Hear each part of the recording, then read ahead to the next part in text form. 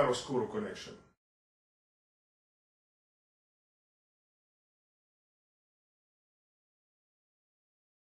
So you see, melodic voices start full chiaroscuro approximately in a range of F sharp. So let's say how the melodic singer would sound.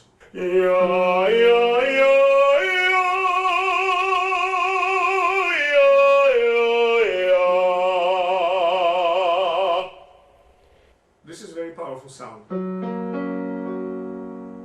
What melodic shortcomings is? Let's say if I have a phrase singing involves C sharp. Now, melodic singer would do something like this.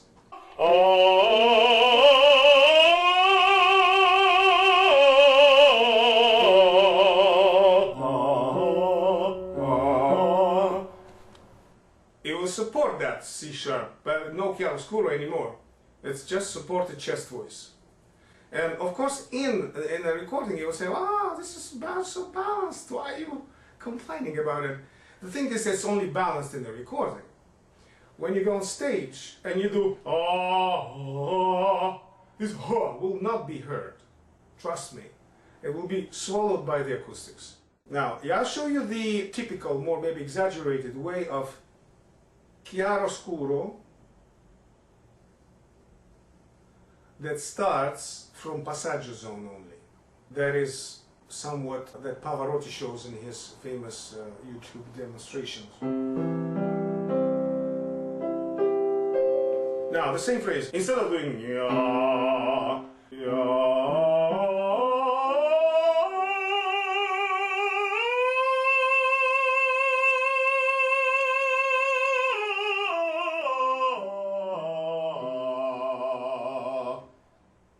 in the recording you may not notice the difference. You have to trust me on that though. This Pavarotti way involves supported chest voice, and then I didn't cover on A, I start covering on G, if you noticed, and only then I engage in full chiaroscuro. So at the beginning it's a supported chest voice, I'm bringing it up.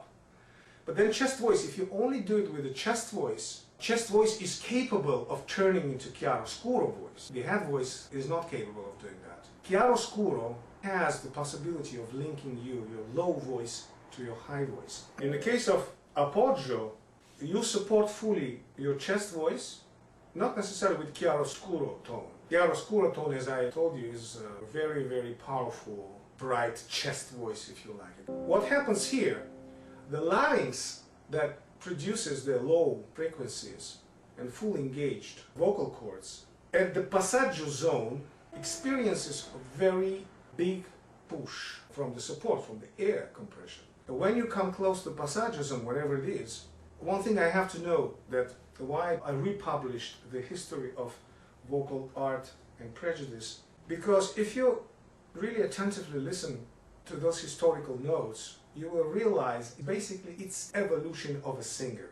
When you get through this evolution, you make the same mistakes and let's say 15th centuries vocal singers made or the teachers made, and then you go further and further and further, you understand, for example, that the science is not, though it's not as precise science as physics or mathematics, gives you that interesting moment that when you discover that I mean, many people ask me in the videos, or my passaggio zone, where should I have my passaggio zone? And that's why I publish this, because you have to understand that the passaggio zone is a very individual. And it's not that people believed it was not individual. Okay?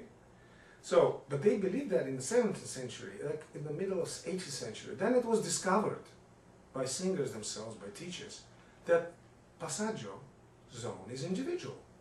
Okay? For the same Fach, I'm not talking about passaggio for baritone, passaggio for bass or soprano. No, it's an individual.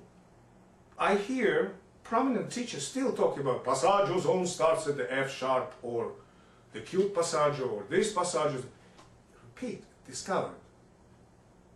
It is individual. Maybe in common, as we say, most of the people have the same passaggio with the same Fach, maybe. You know, how can we check it out? But since it was discovered, we should not go back.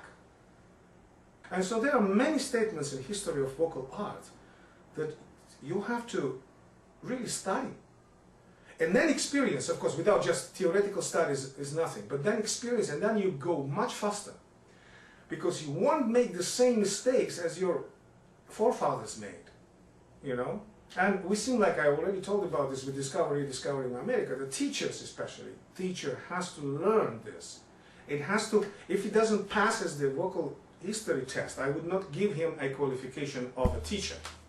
Because that's amateur teaching, if you don't know what kind of possible mistakes or mislads you can have. As you can see, this is 3 types of voice production, as I told you. Full chiaro scuro. It's very rare, I agree, and it comes with time, it comes with age. I've never heard, myself, I've never heard the 25 years old tenor. I can have a potential. If you come to me and you say, Franco, what kind of voice do I have? And I hear some strong elements in your voice, let's say the certain range, it could be, let's say, like very few notes, and then I can say, well, your potential is dramatic, let's say, or your potential is full lyric or whatever. Where you're going to end up will depend on the whole thing, on technique, on your personal instrument, your talent, if you like, you know, your mind, if you like. It's many factors. Actually, people think that the mind is kind of a second category. The mind is the first. As I told you, if you want to be a soprano, and this is your dream, this is all of your things, and you're bass baritone by nature, you're still going to be a soprano. Whatever quality it may bring into your voice, it's another story.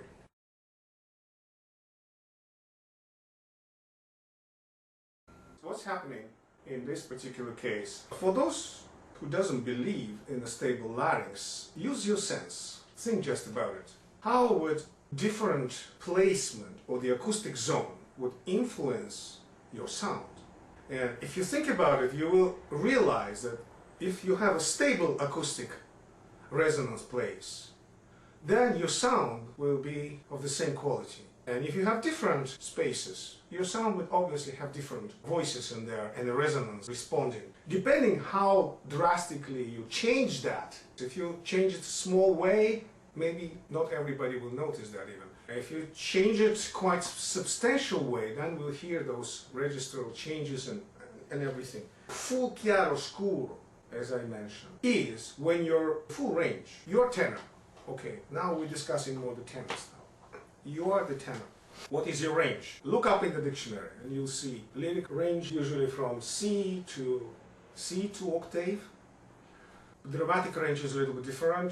Let's say that some do it with B flat up to B.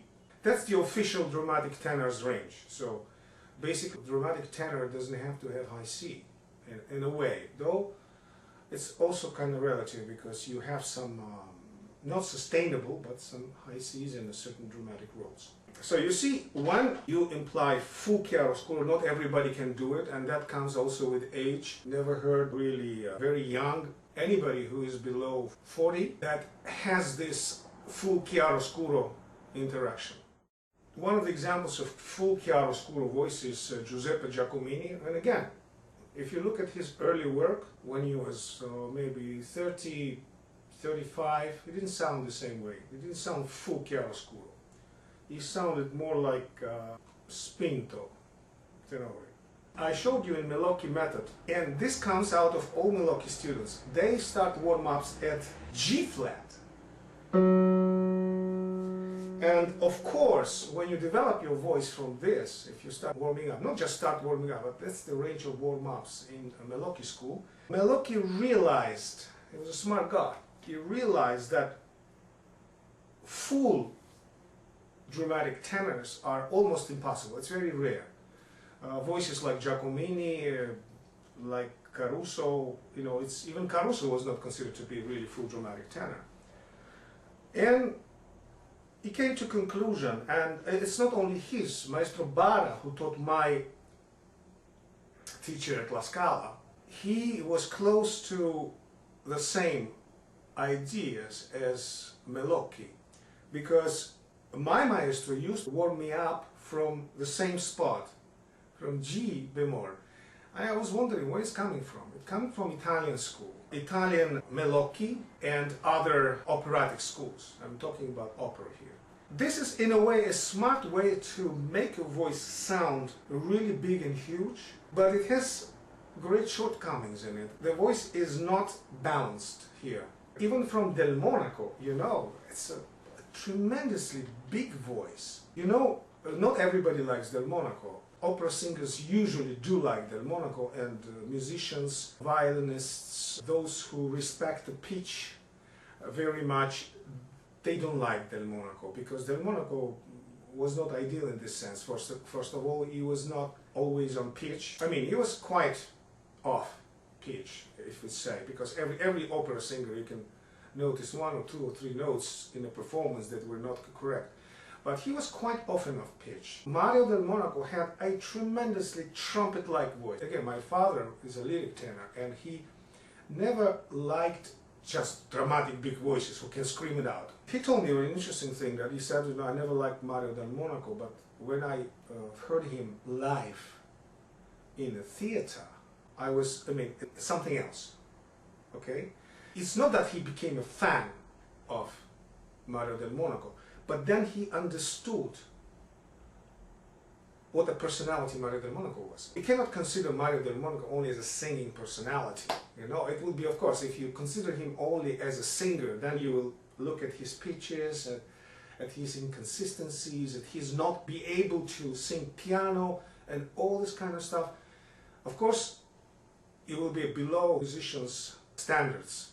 You're sitting in a theater, and comes Mario del Monaco, the giant voice that fills up the whole totally and gives you like shivers, you know, it's something else. And the other thing about Mario del Monaco was that Mario del Monaco was a very existential artist. What I mean by that, he did not repeat himself.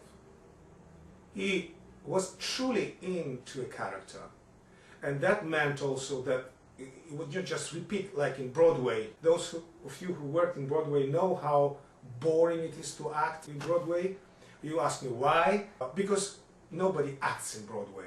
Everybody is settled. You have to do exactly what you're told. You look at it's a wonder that you look at the sky, and the director gives you that. Or if you want to make your own, you still have to do it all the time you do. I work with Broadway artists, and I notice they're very professional in the sense of the directors. They got used to a very concrete action. Director tells him, okay, now you go, after you sing this line, you look at the sky, then you touch your heart, da da da da da da da da. And I have to memorize that those who work with this type of conditions, the creativity only lies on the director's shoulder, because he's the boss of the bosses. He doesn't give you any freedom there to act. Those who get used to it, they also have some troubles with directors who like you to be more creative, because those directors don't give you exactly the direction. They want you to understand the action. As I work with some Broadway singers who moved to opera, I was amazed by one thing. Those who worked in Broadway have amazing discipline. They are the toast of the directors, those who like to totally direct it. They are extremely boring. Not the personality, but their act in opera is extremely boring for us. For those who like to have more improvised, more live performance, okay? I'm talking about Del Monaco now in this case. Why? Because when you come to opera, you don't come to the same opera with the same cast 2 or 3 times. Maybe if you're like big fan, maybe you can come 2 times. For the public, this type of action, it's amazing, because it's very professional. You notice everything is working, okay?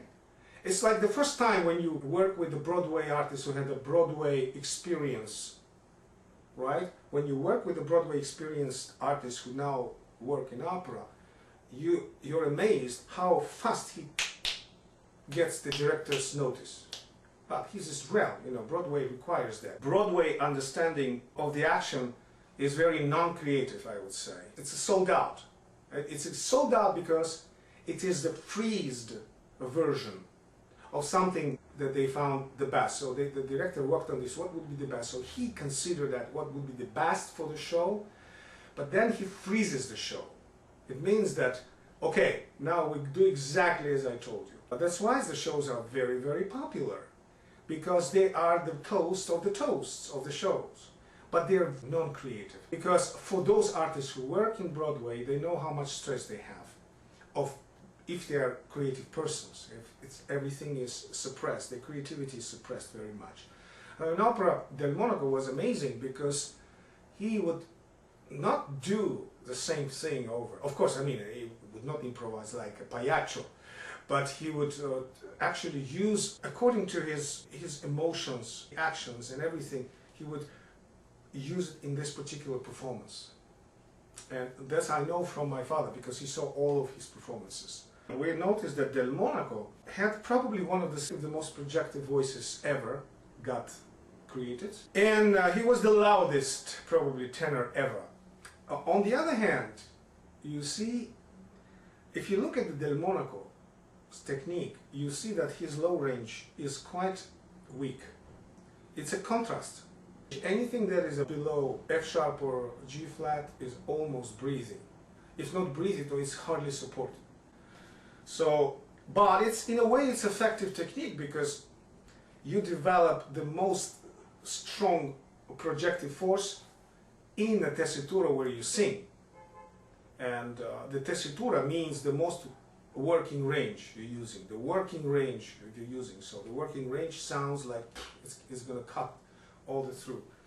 But unfortunately, once in a while you have something that does not come into tessitura, and it belongs to just the range, and then you have a problem. That's why a Melocchio way projection is very, I'd say, effective, but on the other hand, limited. Thank you very much. That was Franco Tenelli speaking about 3 types of fully supported voice, from full chiaroscuro to partial chiaroscuro.